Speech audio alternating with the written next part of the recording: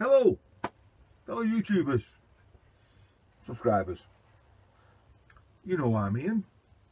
You know this is my playground, my shed, and this is the second video on the Myford Super 7 lathe. This is going to be about all the attachments I've got.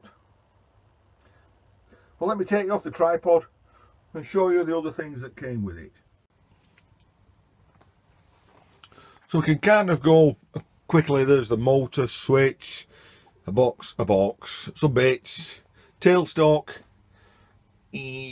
clutch assembly mechanism holder, cover, two more covers, and some more covers. First and foremost, electric motor. I've got it plugged in and it's got a duist switch on it,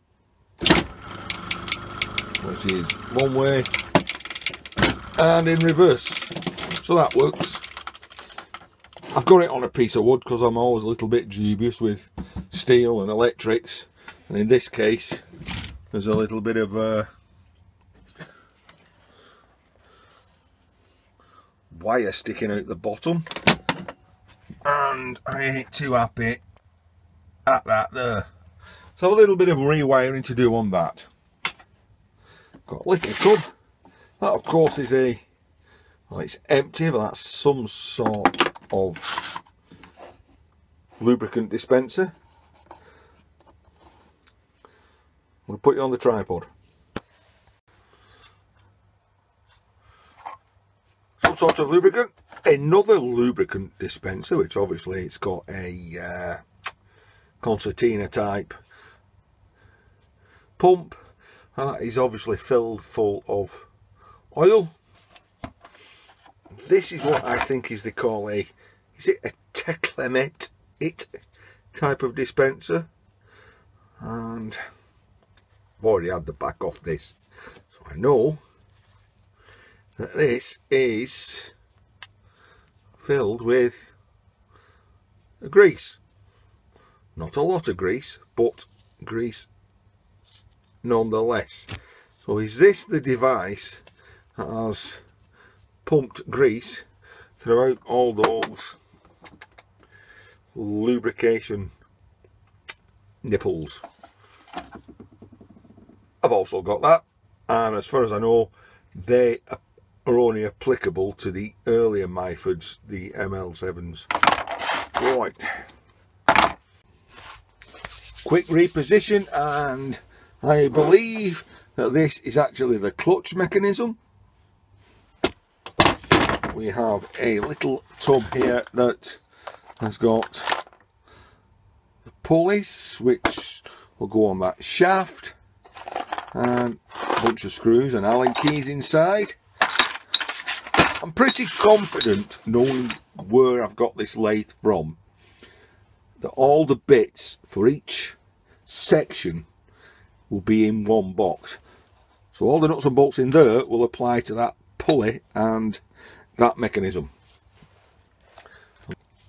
This little box, which appears to hold spare jaws for a lathe, and from what I've recognised from the manual, a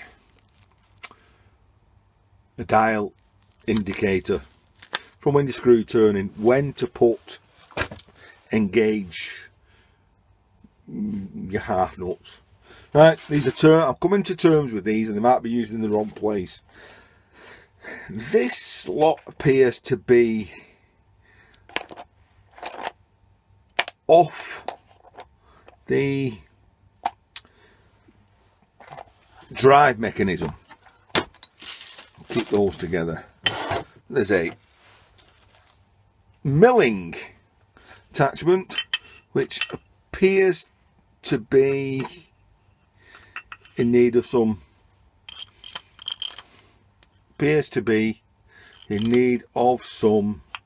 TLC. I shall move on to the tailstock, which just needs a little bit of cleaning up. I have not taken these off. I don't know if they're filled full of grease or filled full of oil. I have done some moving around with this lever, which I know acts on an eccentric cam, and that does seem to operate okay.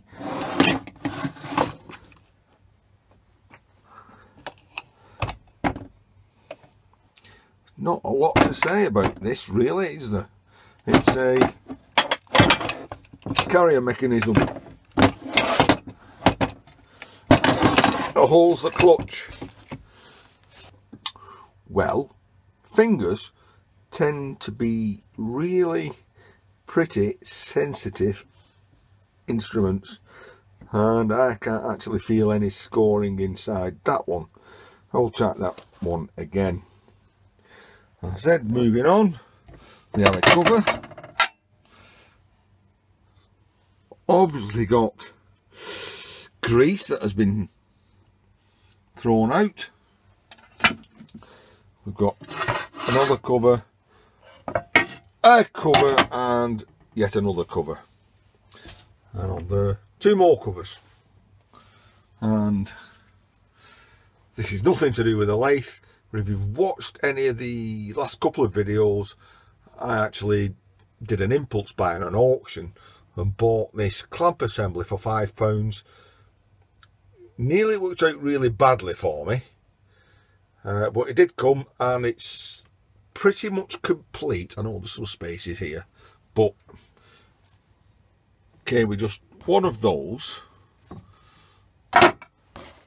and this, which I'll be quite honest, I don't even know what that is, but the rest of it appears to be complete. Right, do also have a parts sort of assembly and drawings and how things go together printed out. Of course, what came along with this was a stand and a little bit of tooling. There are 3 chucks, a keyless Morse taper chuck, which looks quite a big hole in the middle, but if you really focus in on it, you'll probably go take a 1mm drill bit. And there are some change wheels.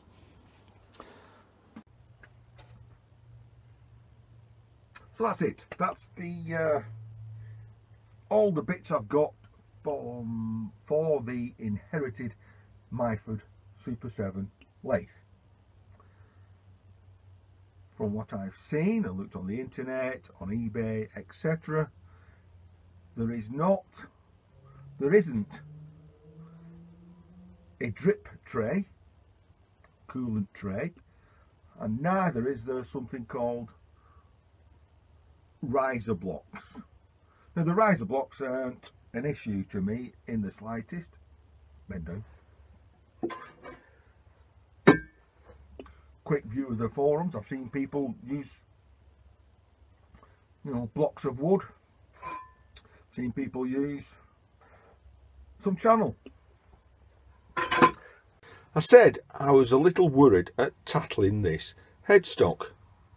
However, it sort of dawned on me during the night.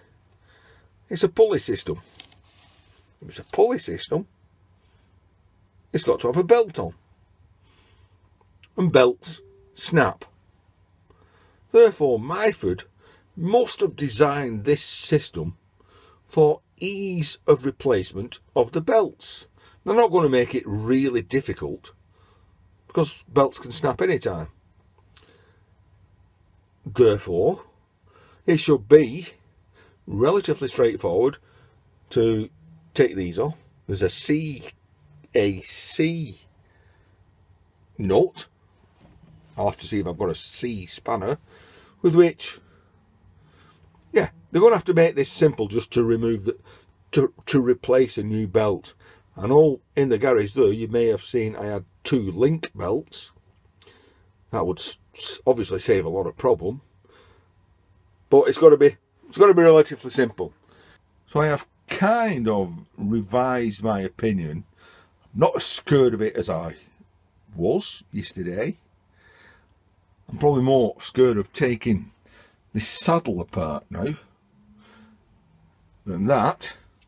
So I think plenty of photographs, step by step. I'll take that head assembly off, give it a thorough clean, and there are people like Jean have Sigurd, I'll put that underneath, who pretty much show how to disassemble and reassemble. There's lots of other people. There's Cliff's Shed. I think maybe following the video tutorials I ought to be able to clean that and assemble it myself. See how we go on. Step by step, slowly catch monkey. Catch you guys in the next video.